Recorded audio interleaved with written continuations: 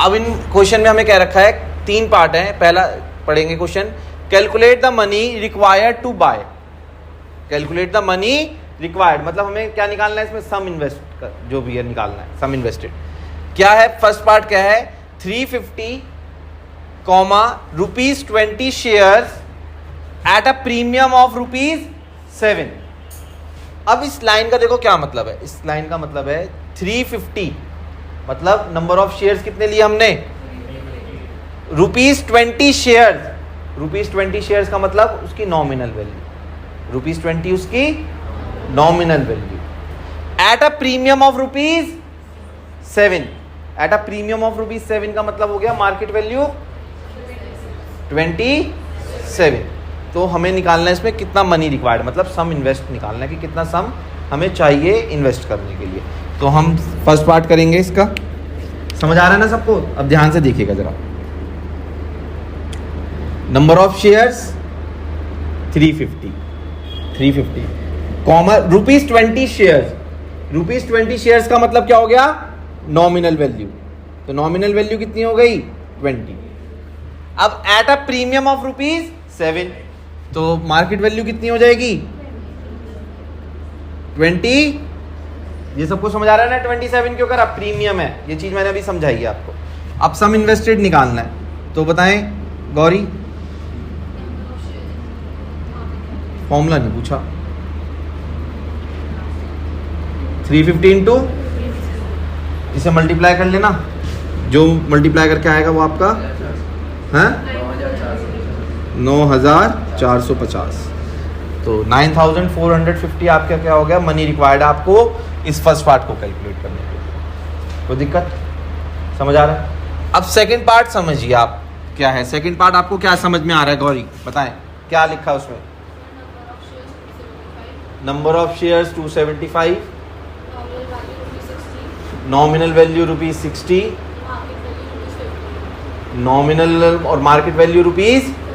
देखो सब बच्चों को समझ आ रहा है कि हमने मार्केट वैल्यू 50 क्यों लिया, यहां पर आ रहा है सबको, क्योंकि इस क्वेश्चन में क्या लिखा है एट अ डिस्काउंट। और डिस्काउंट का मैंने तुम्हें मतलब समझाया था कि जो हमारी मार्केट वैल्यू है वो कम हो जाएगी किससे, नॉमिनल वैल्यू से। कितना का डिस्काउंट है 10 का, तो 10 रुपीज इसमें से क्या कर देंगे माइनस कर देंगे, तो हमारी मार्केट वैल्यू कितनी आ जाएगी 50 रुपीज।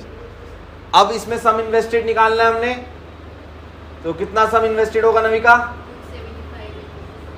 275 इंटू क्या आएगा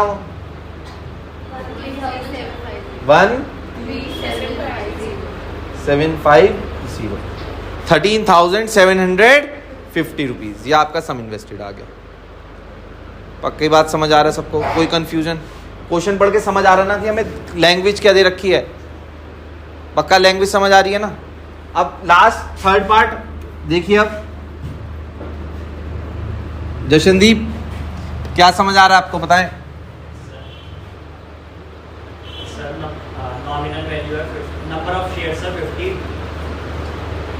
नॉमिनल वैल्यू है 40 रुपीज और मार्केट वैल्यू। अब इसमें लिखा है क्योटेड एट। क्योटेड एट का मतलब हो गया मार्केट वैल्यू। क्योटेड एट का मतलब हो गया कि वो मार्केट में आके उतने का क्योट हो गया, मतलब वहां पे। तो मार्केट वैल्यू हमें कितनी दे रखी है इसमें, सीधा सीधा 38.50। ये क्योटेड का मतलब हो गया मार्केट वैल्यू, कि मार्केट में आके वो शेयर उतने का हो गया, क्योटेड एट। तो इसमें सम इन्वेस्टेड कितना हो जाएगा हमारा 50 मल्टीप्लाई बाय, तो इसका आंसर कितना आएगा 125। कोई दिक्कत किसी को, पक्का फटाफट कॉपी कर। शेयर्स एंड डिविडेंड का एक और क्वेश्चन, बहुत इंपॉर्टेंट क्वेश्चन है। इस टाइप के क्वेश्चन आने के चांसेस रहते हैं, जिसमें पार्ट्स होते हैं ना, सब पार्ट्स, ऐसे क्वेश्चन बिल्कुल आते हैं एग्जाम में। क्वेश्चन क्या है कि रमेश बायज ₹100 शेयर्स। अब रमेश बाय ₹100 शेयर, तो ये ₹100 क्या समझ में आ रही है आपको, बहुत बढ़िया। नॉमिनल वैल्यू हमारी कितनी हो गई ₹100 एट ₹20 प्रीमियम, ₹20 प्रीमियम, ₹20 प्रीमियम का क्या मतलब समझ आ रहा है? Market value 120, 120 market value in a company paying 15% dividend. 15% क्या हो गया हमारा? आर। 15% क्या हो गया हमारा? आर। अब फर्स्ट पार्ट में हमने कैलकुलेट करना है मार्केट वैल्यू ऑफ 600 शेयर्स। तो हमारे पास क्वांटिटी कितनी हो गई है? 600। तो मतलब नंबर ऑफ शेयर्स कितने हो गए? 600। तो फर्स्ट पार्ट में हमें कैलकुलेट करना है मार्केट वैल्यू ऑफ 600 शेयर्स। तो बताएंगे मार्केट वैल्यू ऑफ 600 शेयर्स कैसे निकालेंगे? एक शेयर की मार्केट वैल्यू कितनी है? 120 है। तो मार्केट वैल्यू ऑफ 600 शेयर्स बताएं कितनी होगी? 600 इंटू, तो कितना आएगा? 72,000। कोई दिक्कत इसमें? फर्स्ट पार्ट में सबको समझ आ रहा है? सेकंड में निकालना है एनुअल इनकम। क्या निकालना है? अब मैंने तुम्हें बताया था ना, कहीं कहीं किसी क्वेश्चन में इनकम लिखा होगा, लेकिन यहाँ पे बात किसकी हो रही होगी? डिविडेंड की। किसकी बात हो रही होगी?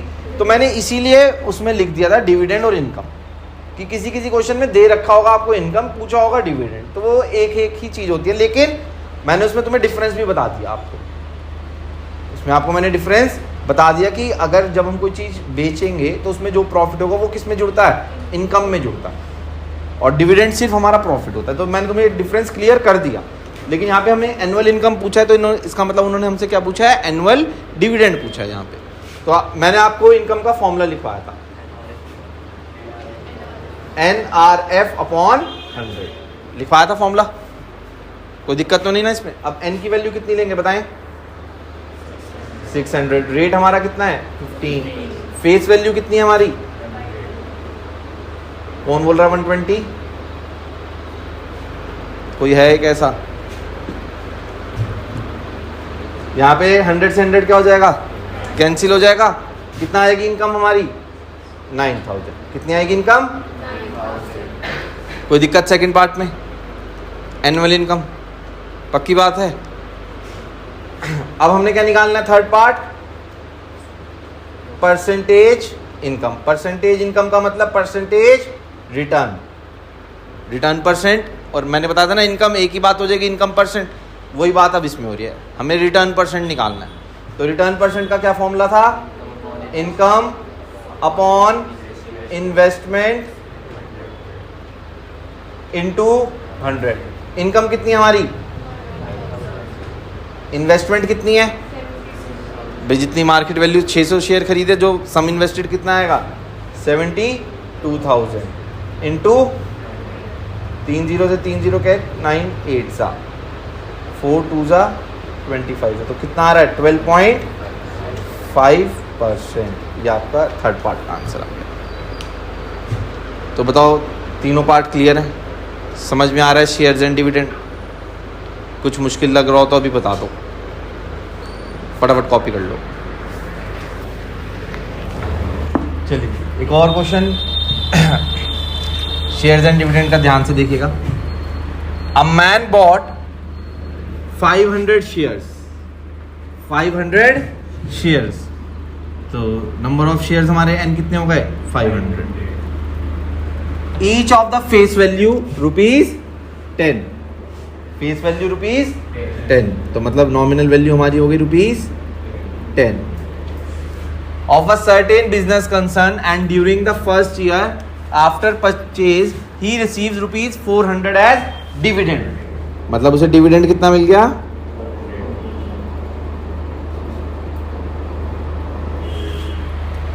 On his shares. Find the rate of dividend on the shares. अब हमें क्या निकालना है? रेट निकालना है। अब अगर हम बात करें, डिविडेंड एक तरीके से इनकम ही होगी उसको, तो इनकम का हमारा फॉर्मूला क्या था? NRF/, ये तो था। अब उसे कितनी इनकम हुई है? 400। ये तो मानी। नंबर ऑफ शेयर्स R हमें नहीं पता। फेस वैल्यू 10 अपॉन 0 से यहाँ से 50 इधर क्या आ जाएगा? 400/50। तो कितना डिविडेंड हो गया? 8%। क्लियर है? सिंपल। पक्की बात, कर लो फिर कॉपी। क्वेश्चन ध्यान से पढ़ेंगे इसमें। मुकुल इन्वेस्ट ₹9,000, तो इसमें सम इन्वेस्टेड कितना हो गया हमारा?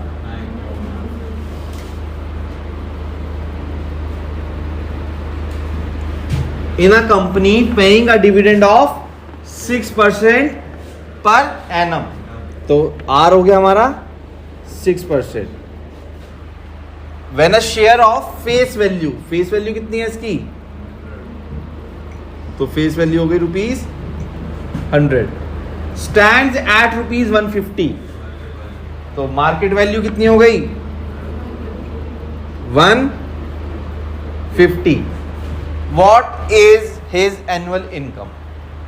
हमें क्या निकालना है इसमें? इनकम निकालनी है, वही डिविडेंड। अब डिविडेंड का अगर हम फॉर्मूला पूछें जशनदीप आपसे तो क्या होता है? NRF/100। एन क्या होता है भाई साहब? अब यहाँ पर हमें कहीं पे भी नंबर ऑफ शेयर नहीं लिखे हुए, क्या करें फिर?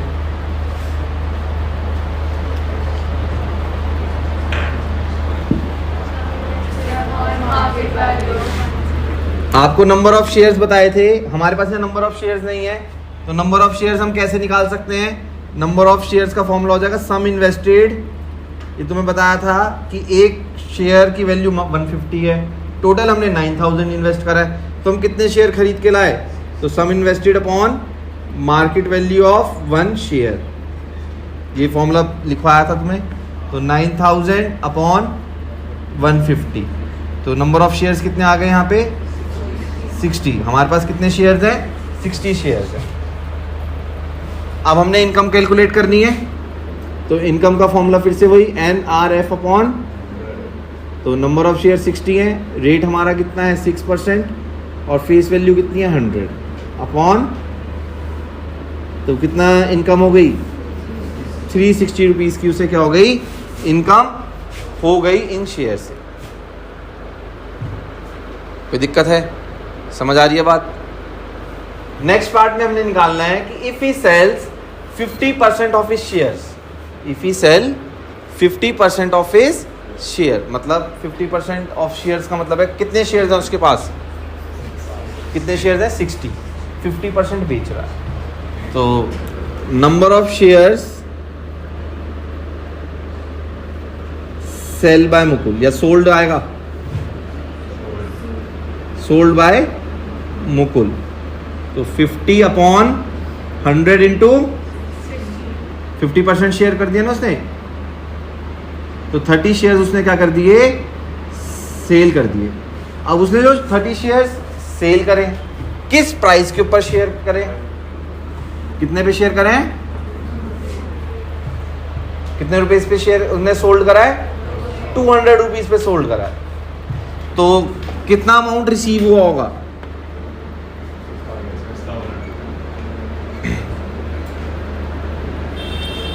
Amount received by Mukul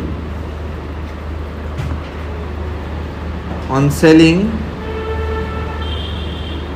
shares at the rate of 200। जैसे समझ गए ना, एट द रेट ऑफ 200 क्या है? ये तुम्हारे लिखने के लिए समझा दिया, समझने के लिए लिखवा दिया कि मार्केट वैल्यू 200 है, तो कितना अमाउंट मिला होगा उसे? 30 इंटू 200, कितना अमाउंट मिल गया? 6,000 उसे मिल गया। अब उसने खरीदे कितने के थे शेयर्स?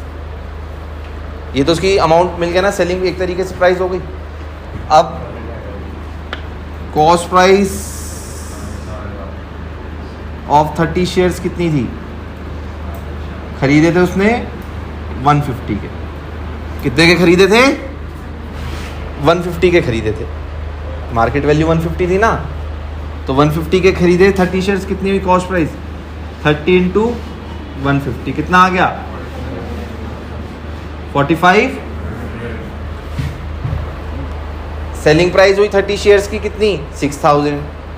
कॉस्ट प्राइस हुई 4,500, तो इसमें उसका गेन कितना हो गया? हाँ, तो गेन निकालेंगे हम 6,000 minus which is equals to 1,500, ये उसका क्या हो गया? गेन हो गया। बताओ ये समझ आया क्वेश्चन? थोड़ा सा देखो लेवल बढ़ता रहेगा हर क्वेश्चन। देखिए भी क्लास, बहुत इंपॉर्टेंट क्वेश्चन एक और, शेयर्स एंड डिविडेंड का। A man wants to buy 62 shares available at 132. अब 62 शेयर्स हो गए, नंबर ऑफ शेयर्स हमारे कितने हो गए? नंबर ऑफ शेयर्स कितने हो गए? 62। अवेलेबल एट 132 का मतलब हो गया मार्केट वैल्यू हो गई हमारी 132। ब्रैकेट में लिखा है पार वैल्यू बीइंग 100, तो इसका मतलब क्या हो गया? नॉमिनल वैल्यू या फेस वैल्यू हमारी कितनी हो गई? 100 हो गई। अब इसमें हमने करना है how much he will have to invest, तो कितना उसे इन्वेस्ट करना होगा। तो सबको समझ आ गया होगा कितना इन्वेस्ट करना होगा। बोलो भी आंसर आप ही बोलो। सम इन्वेस्टेड कैसे निकालेंगे काव्या? चलिए जी, बहुत अच्छा है, फॉर्मूला अच्छा लगा सुनकर। बोलेंगे आगे क्या करेंगे?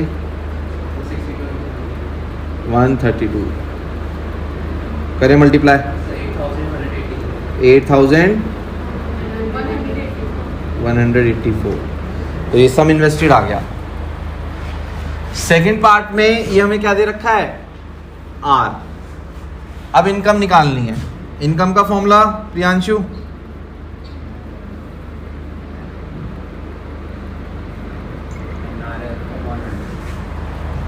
प्रोसेसर 2G है।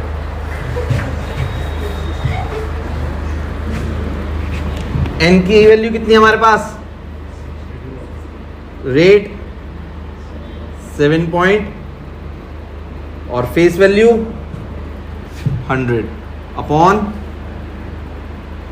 मल्टीप्लाई करेंगे, कितनी आएगी इनकम? कितना? 465। ये आपकी क्या आ गई? Second part income. अब उसने बताना है कि if he wants to increase his annual income by ₹150, how much extra share should he buy. मतलब उसे अपनी इनकम को कितना इंक्रीज करना है? 150 इंक्रीज करना है, मतलब 150 कमाने हैं।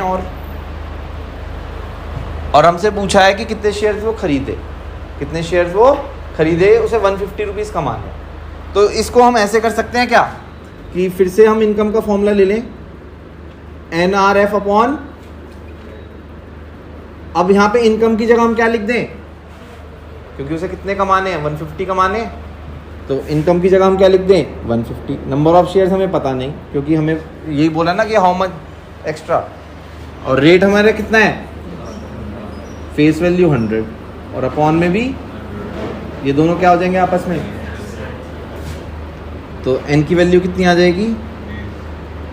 7 अपॉन, तो ये हो जाएगा ऊपर 10 चला जाएगा।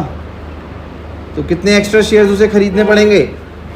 ही should buy 20 shares extra to increase his income to ₹150। ये तो देखो एक फॉर्मूले से डायरेक्ट हो गया। अगर कोई कहता है कि हमें फॉर्मूले से नहीं कंसेप्ट वाइज कराओ, तो कंसेप्ट वाइज कैसे करते हैं वो भी सुन लो, जिसको ठीक लगे वो वैसे कर लेना। ये तो देखो मैंने तुम्हें पहले भी बताया था कि फॉर्मूला अगर हम अप्लाई करेंगे तो कोई चीज़ ईजी पड़ जाती है, सीधा अप्लाई करते हैं आंसर आ जाता है। कंसेप्ट वाइज अगर देखो, हमें पहले एक शेयर पे इनकम निकालनी पड़ेगी। उसकी क्या निकालनी पड़ेगी? एक शेयर पे इनकम कैसे निकलेगी? 7.5 इंटू 100, 7.5% ऑफ 100 एक शेयर पे तो निकलेगी। कितने रुपीज़ आएगी? 7.5 रुपीज़ आएगी। कितने रुपए आएगी? अब इसको ऐसे समझो, पहले समझो कि ये मार्कर हमने खरीदा 10 रुपए का, हमने इसे बेच दिया 12 रुपए का। कितने रुपए का बेच दिया? तो हमें कितने रुपए का प्रॉफिट हुआ इस मार्कर पे? एक मार्कर को बेचने पे 2 रुपए का प्रॉफिट हुआ। एक मार्कर बेचने पे अब हमें 20 रुपए कमाने थे। कितने रुपए कमाने थे? अब एक मार्कर बेच रहे हैं, हमें 2 रुपए का प्रॉफिट हो रहा है, 20 रुपए कमाने हैं, तो कितने मार्कर बेचने पड़ेंगे? 10 मार्कर बेचने पड़ेंगे। कैसे पता चला? डिवाइड करके। अब एक शेयर पे कितना हमारा प्रॉफिट आ रहा है? 7.5 का। एक शेयर पे कितना प्रॉफिट है? 7.5। कितने रुपए कमाने हैं हमने? 150। तो कितने शेयर हमें खरीदने पड़ेंगे? 150 अपॉन, और कितना आंसर आएगा? 20 आएगा। तो आंसर दोनों से क्या आएगा? सेम आएगा। आप चाहे कंसेप्ट वाइज कर लो, चाहे आप फॉर्मूले का यूज कर लो। समझ आ गई ना बात? फटाफट कॉपी कर